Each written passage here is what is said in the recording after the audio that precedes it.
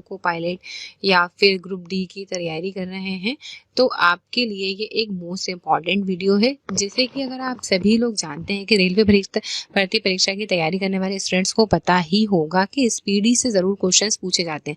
Railway अपने question paper में speedy के क्वेश्चंस को ज़रूर ही इंक्लूड करता है। सभी लोगों को स्पीडी की तैयारी अच्छे से करके जानी होती है अगर उन्हें अच्छे मार्क्स लाना है तो।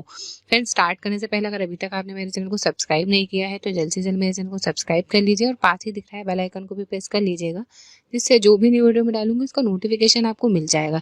इसके पार्ट 1 से लेकर तो पार्ट 5 तक मैंने डाले हैं, अगर आपने वो भी नहीं देखे हैं तो आप उन्हें भी देख लीजिए, जिसका लिंक आपको वीडियो के डिस्क्रिप्शन बॉक्स में मिल जाएगा। चैनल पर विजिट करके भी आप देख सकते हैं। सिलेक्शन लेने की तैयारी अगर आपको करना है तो स्पीडी की तैयारी तो आपको करना ही होगी। स्पीडी अगर आप नहीं पढ़ेंगे तो आप रेलवे के एग्जाम से अच्छे से मार्क्स नहीं ला पाएंगे। देखिए, मैंने इससे पहले भी काफ़ी सारे पार्ट कवर करवाए हैं। आज मैं हिंदी का पार्ट कवर करवाने वाली हूँ। हिंदी मतलब हिंदी भाषा ज्ञान का, ना कि ग्रामर का। हिंदी का पार्ट जो है एक इम्पॉर्टेंट पार्ट है और इससे भी क्वेश्चन आपको हर एग्जाम्स में देखने को मिलेंगे। कोई भी गवर्नमेंट एग्जाम की तैयारी कर रहे हो आपको हिंदी के क्वेश्चन देखने को ज़रूर मिलेंगे। स्टार्ट करते हैं क्वेश्चन से। संविधान के भाग 17 के अनुच्छेद 343 एक के अनुसार संघ की राजभाषा क्या है? हिंदी। ये एक मोस्ट इम्पॉर्टेंट क्वेश्चन है कि जो हिंदी है वह राष्ट्रभाषा ना होकर राजभाषा है। ठीक है, हिंदी जो है राजभाषा है और उसकी जो लिपि है वह देवनागरी है। ठीक है, आगे बढ़ते हैं। संघ की राजभाषा के रूप में हिंदी को कब मान्यता दी गई? तो हिंदी को 14 सितंबर 1949 को मान्यता दी गई। इसलिए हिंदी दिवस कब मनाया जाता है? 14 सितंबर को मनाया जाता है। नेक्स्ट क्वेश्चन की तरफ चलते हैं। भारत में सर्वाधिक बोली जाने वाली भाषा क्या है? हिंदी है। और दूसरे नंबर पे भारत में सबसे बोली जाने वाली भाषा कौन सी है? तो वह है बांग्ला। नेक्स्ट क्वेश्चन की तरफ चलते हैं। भारत की तेलुगु भाषा को इटालियन ऑफ द ईस्ट कहा जाता है। क्या कहा जाता है? Italian of the east. Next question देखिए। पंजाबी भाषा गुरुमुखी लिपि में लिखी जाती है। तो अगर ये पूछा जाएगा पंजाबी भाषा की लिपि कौन सी है, जैसे हिंदी भाषा की लिपि देवनागरी है वैसे ही पंजाबी भाषा की लिपि जो है गुरुमुखी। नेक्स्ट चलते हैं। संविधान के अष्टम अनुसूची मतलब 8वीं अनुसूची में 22 भाषाओं को मान्यता प्राप्त है, जबकि टोटल 14 थी। फिर बाद में जो है 8 भाषाएं और जोड़ी गई, जिसमें कि संथाली, बोडो, इस तरीके की टोटल 8 भाषाएं और जोड़ी गई हैं। वह 8 भाषाओं को मिलाकर टोटल अब 22 भाषा को मान्यता प्राप्त है। तब संविधान में 14 सितंबर 1949 तक कितनी थी? 14 थी। नेक्स्ट क्वेश्चन की तरफ चलते हैं। राजभाषा आयोग का गठन कब किया गया? 1955 में किया गया था, जिसके अध्यक्ष बीजी खेर थे। ये क्वेश्चन भी आपसे पूछा जा सकता है कि प्रथम राजभाषा आयोग का गठन जो कि 1955 में किया गया था उसके अध्यक्ष कौन थे? तो बीजी खेर थे। नेक्स्ट चलते हैं। हिंदी भाषा 14 सितंबर तथा अंतर्राष्ट्रीय मातृभाषा दिवस 21 फरवरी को मनाया जाता है। तो मातृभाषा दिवस में तो कोई सी भी भाषा हो सकती है, अलग अलग देशों की अलग अलग भाषाएं हो सकती हैं, लेकिन हिंदी दिवस 14 सितंबर को मनाया जाता है। नेक्स्ट क्वेश्चन की तरफ चलते हैं। अंग्रेजी को नागालैंड एवं मेघालय में तथा उर्दू को जम्मू कश्मीर में राजभाषा का दर्जा प्राप्त है। नेक्स्ट क्वेश्चन की तरफ चलते हैं। भारत के प्रथम राष्ट्रीय कवि, राष्ट्र कवि किसे माने जाता है? मैथिली शरण गुप्त को माना जाता है, जिन्हें आधुनिक युग का तुलसी भी कहा जाता है। नेक्स्ट क्वेश्चन की तरफ चलते हैं। आधुनिक युग की मीरा के रूप में किसे माना जाता है? तो महादेवी वर्मा को।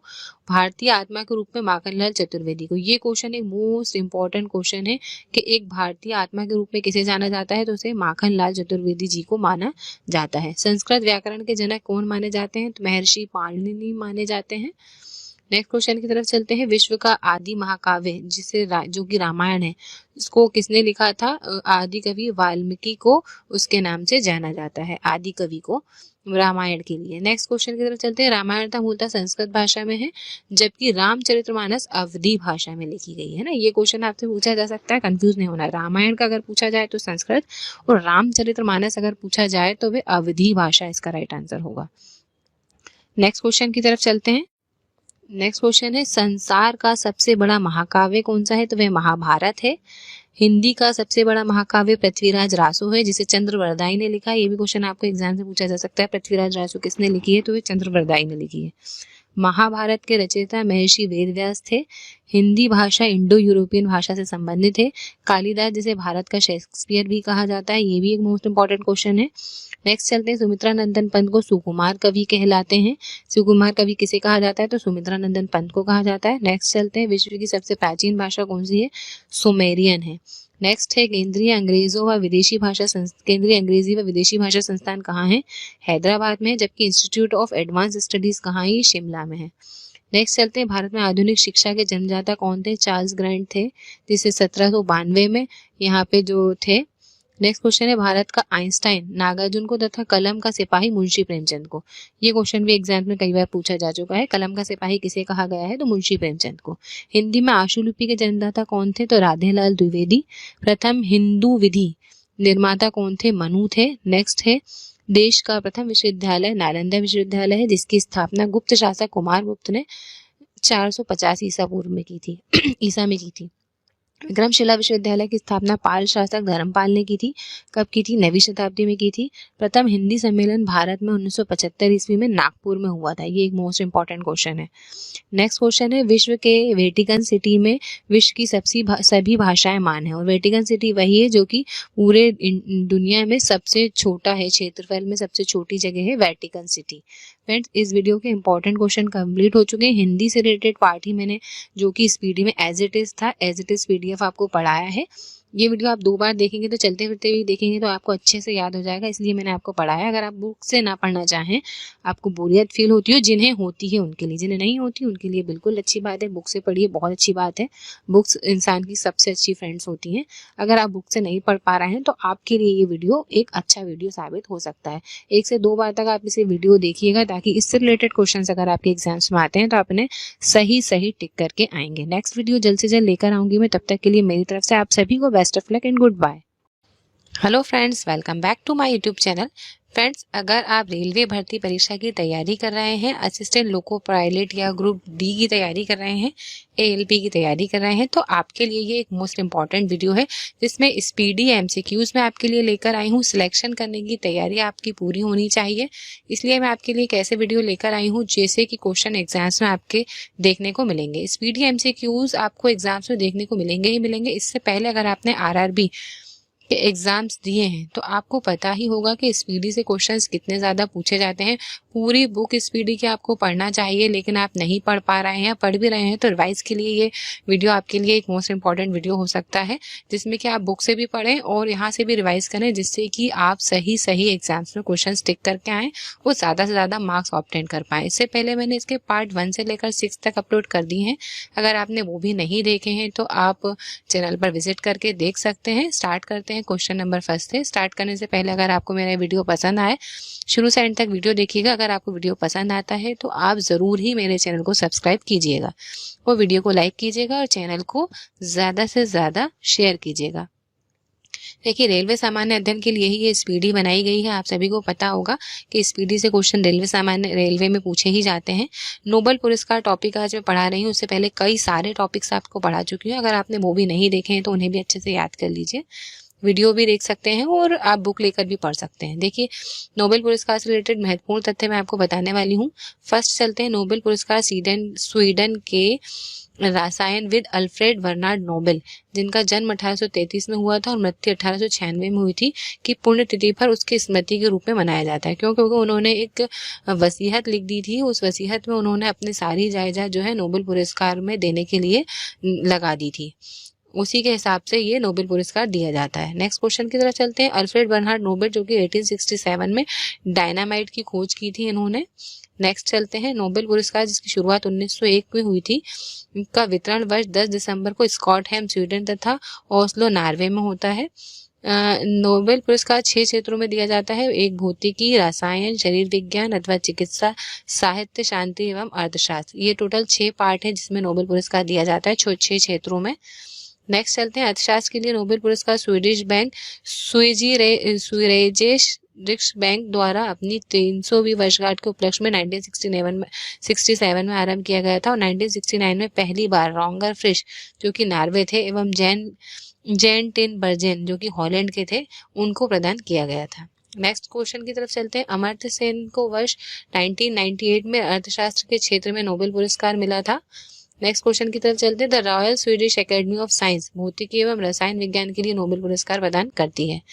नेक्स्ट चलते हैं। ये भी आपको एग्जाम से पूछा जा सकता है कि भौतिकी एवं रसायन विज्ञान कौन सी कंपनी या कौन सी एकेडमी या कौन सा इंस्टीट्यूशन प्रदान करता है, ये आपको अच्छे से याद करना है। देखिए, स्वीडिश एकेडमी ऑफ लिटरेचर साहित्य के लिए नोबेल पुरस्कार प्रदान करती है। अलग अलग इंस्टीट्यूशंस इन 6 क्षेत्र के लिए जो है ये नोबेल पुरस्कार देते हैं अपनी अपनी संस्था के बजट से।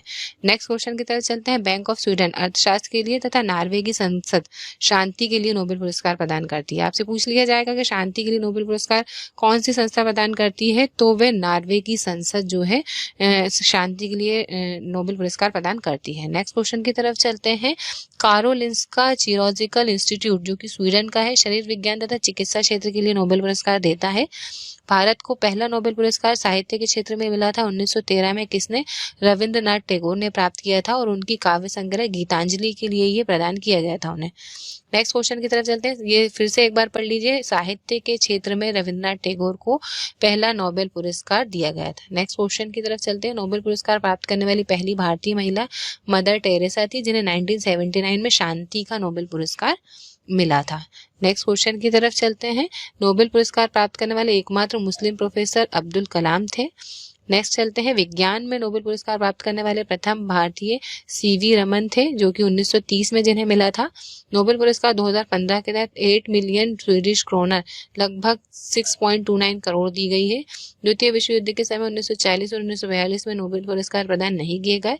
नोबेल पुरस्कार प्राप्त करने वाली पहली महिला मैडम क्यूरी थी, जिन्हें 1903 में रेडियो एक्टिवता की खोज के लिए, रेडियो सक्रियता की खोज के लिए दिया गया था। नोबेल पुरस्कार के एक क्षेत्र में 3 से अधिक व्यक्ति संयुक्त विजेता नहीं हो सकते हैं। 3 मतलब एक किसी पुरस्कार के लिए 3 व्यक्तियों को नॉमिनेट और 3 मतलब ज्यादा व्यक्तियों को नॉमिनेट और 3 व्यक्तियों को पुरस्कार दिया जा सकता है। नेक्स्ट है। अब तक केवल 2 व्यक्तियों को मरणोपरांत ये पुरस्कार दिया गया है। 1974 में ये नियम बना कि मरणोपरांत किसी को भी नोबेल पुरस्कार नहीं दिया जाएगा। फिर उसके बाद सबसे कम उम्र के नोबेल प्राप्त करने वाली पाकिस्तान की मलाला यूसुफजई थी, जिन्हें 17 वर्ष की थी, जिन्हें 2014 में शांति का नोबेल पुरस्कार मिला था। और उन्हीं के साथ ही भारत के कैलाश सत्यार्थी को भी 2014 में, किनके साथ? मलाला यूसुफजई के साथ ही 2014 में कैलाश सत्यार्थी, जिन्हें कि बच्चों के क्षेत्र में कार्य करने के लिए, बच्चों के कल्याण के क्षेत्र में कार्य करने के लिए शांति का नोबेल पुरस्कार दिया गया था। कब दिया गया था? 2014 में। किसके साथ? मलाला यूसुफजई के साथ। फ्रेंड्स, इस वीडियो के इंपॉर्टेंट क्वेश्चंस कंप्लीट हो चुके हैं। नोबेल से रिलेटेड जो इंपॉर्टेंट क्वेश्चंस थे वो मैंने आपको कवर करवाने की कोशिश की है। अच्छे से इसको याद करके जाइएगा। ये नोबेल के वह क्वेश्चन है जो कि बदलते नहीं है, हमेशा एक ही रहते हैं। ये नोबेल का करंट अफेयर नहीं है, ये नोबेल का हिस्ट्री है जो कि हमेशा वही रहेगी। आप कोई सा भी गवर्नमेंट एग्जाम्स दे रहे हैं, नोबेल पुरस्कार एक मोस्ट इंपॉर्टेंट पार्ट हो सकता है। इसलिए आप एग्जाम्स की अच्छे से तैयारी करिए। कोई भी पार्ट आप मिस मत करिए, हर पार्ट को अच्छे से याद करिए। क्वेश्चंस आपसे कहीं से भी पूछे जा सकते हैं। फ्रेंड्स, आप सभी के लिए मेरी तरफ से बेस्ट ऑफ लक है। मैं नेक्स्ट वीडियो जल्द से जल्द लेकर आऊँगी। तब तक के लिए मेरी तरफ से गुड बाय।